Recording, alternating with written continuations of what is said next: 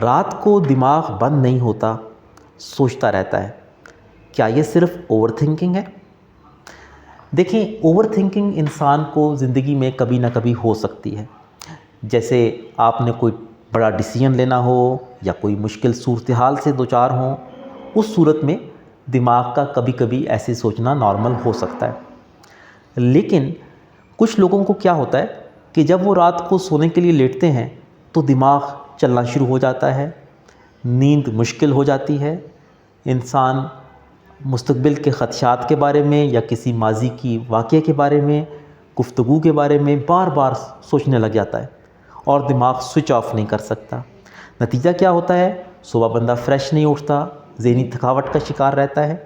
اگر یہ سمٹمز آپ کو ہو رہے ہوں اور روزانہ کی بنیاد پر آپ فیل کر رہے ہوں یا اکثر یہ سمٹمز آ رہے ہوں تو یہ انزائٹی کی علامات ہو سکتی ہیں اور اس کا اچھا علاج ممکن ہے۔